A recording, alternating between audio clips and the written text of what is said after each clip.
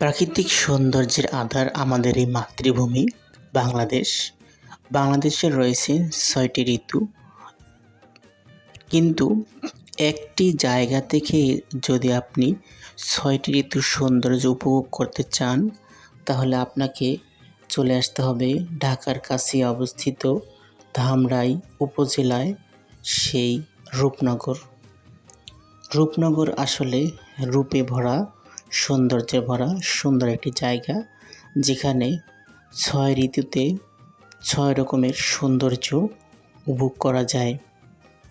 তো কীভাবে আসবেন এই রূপনগর, কী দেখবেন এবং কী খেতে পারবেন, সব কিছুই থাকছে আজকের এই এক ভিডিওতে। তো চলুন আর দেরি না করে শুরু করা যাক। আসতে হলে সর্বপ্রথম আপনাকে চলে আসতে হবে সাভার থানা স্ট্যান্ড, অর্থাৎ এনাম মেডিকেল কলেজ যে রোডটা আছে সেই রোডের সামনে। এখান থেকে রিক্সা বা অটোতে করে আপনাকে যেতে হবে সাভার নাওয়াবাজার যে ব্রিজ আছে সেই ব্রিজের গোড়ায়। ব্রিজের এপার থেকে আপনি রিক্সা বা অটোতে করে সরাসরি রূপনগর যেতে পারবেন। সেক্ষেত্রে ভাড়া পড়বে ৬০ থেকে ৮০ টাকা, সময় লাগবে ২০ মিনিট। রূপনগর ধামরাই উপজেলায় অবস্থিত হলেও সাভারের খুব কাছে, তাই খুব সহজেই এই ব্রিজ পার হয়ে রূপনগর যেতে পারবেন। রূপনগর যেতে প্রথম একটা ব্রিজ আপনাকে পার হতে হবে, এরপরে দ্বিতীয় যে ব্রিজটা রয়েছে সে ব্রিজের পরেই আসল সৌন্দর্যটা আপনি পাবেন। তো দ্বিতীয় ব্রিজ পর্যন্ত সাধারণত রিক্সা বা অটোগুলো আপনাকে গিয়ে নামিয়ে দিবে, এরপর আস্তে আস্তে হেঁটে আপনাকে সেই রূপনগরের আসল সৌন্দর্য উপভোগ করতে হবে। তো এটা হচ্ছে রূপনগরের সেই হেমন্তকালের সৌন্দর্য। চারদিকে শুধু বোরো ধানের একটা গন্ধ আপনি পাবেন।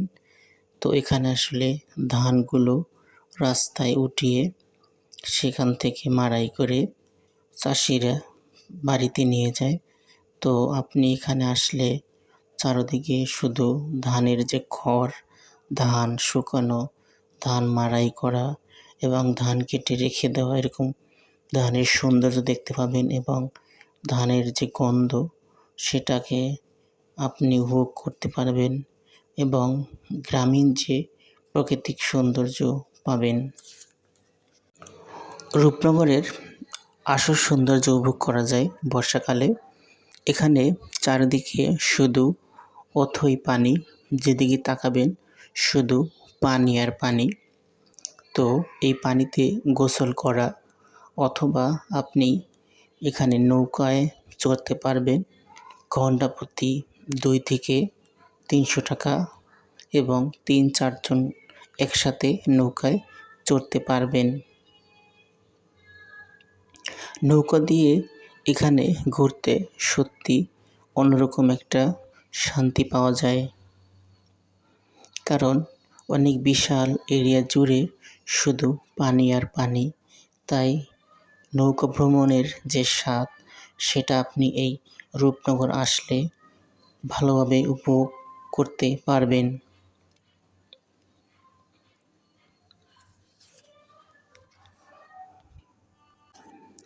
তবে বর্ষার মাঝামাঝি অথবা শেষ সময় আসলে প্রচুর পরিমাণে পানি পাওয়া যাবে, অন্য সময় আসলে পানি কম পাওয়া যাবে।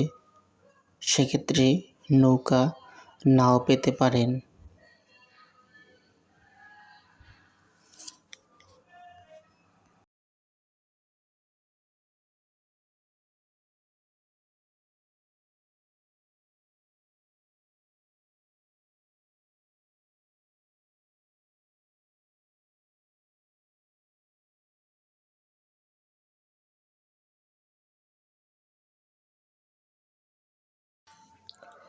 শরৎকালে রূপনগর তার রূপের সৌন্দর্য কাশফুলের মাধ্যমে ছড়িয়ে দেয়।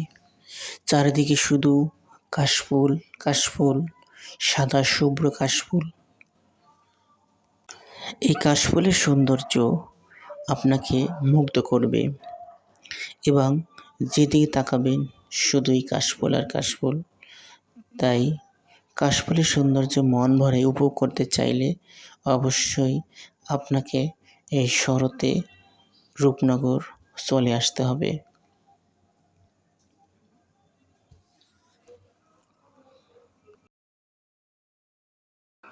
রূপনগরে খাওয়ার জন্য ছোটো বড় অনেকগুলো হোটেল রয়েছে, তবে এখানে ভালো যে একটা হোটেল আছে, অর্থাৎ দোতলায়, আপনি এখানে বসে চারপাশের সৌন্দর্য উপভোগ করার পাশাপাশি ফাস্টফুড আইটেম খেতে পারবেন। তো আপনাকে অর্ডার করে আসলে পরে এখানে আপনাকে খাবার দিয়ে যাবে। তো খাবারের মান মোটামুটি ভালো এবং রিজনেবল প্রাইসে পাবেন। তো এখানে বসে একটা জিনিস খুবই বিস্ময়কর লাগবে, অর্থাৎ আপনি যদি পূর্ব দিকে তাকান তাহলে শহর দেখতে পাবেন, আর যদি ঠিক পশ্চিম দিকে তাকান তাহলে গ্রামের সৌন্দর্য দেখতে পাবেন। মাঝখানে শুধু একটা নদী, তো নদীর একপারে হলো সাভার যে শহরটি রয়েছে, উপজেলা শহর, আর ঠিক অপর পাশে ধামরাই উপজেলা শহর। তবে সেটা আসলে সম্পূর্ণ গ্রামের প্রকৃতিতে, গ্রামের সৌন্দর্যে ভরপুর।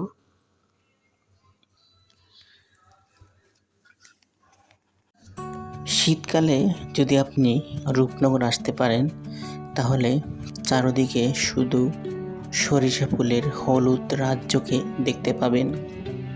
যেদিকে তাকাবেন শুধু হলুদের সমাহার, আর এই হলুদ ফুলের যে গন্ধ, অর্থাৎ সরিষা ফুলের গন্ধ আপনাকে মুগ্ধ করবে। আপনি যখন মাঠের মাঝখান দিয়ে, অর্থাৎ ক্ষেতের ভেতর দিয়ে যাবেন, তখন এই গন্ধ আপনাকে মুগ্ধ করবে। আসলে সরিষা ফুলের সৌন্দর্য বর্ণনাতীত। প্রাকৃতিক সৌন্দর্য সত্যি অনেক সুন্দর, অতুলনীয়। তাই তো কবির ভাষায় বলতে হয়, সুজলা সুফলা শস্য শ্যামলা আমাদের এই বাংলাদেশ, যেদিকে তাকাই রূপের তার নাইকো শেষ। দেখা হবে অন্য কোনো নতুন ব্লগে। আল্লাহ তাআলা আমাদের সুস্থ রাখুক, ভালো রাখুক, এই কামনায় আজকের মতো বিদায় নিচ্ছি। আল্লাহ হাফেজ।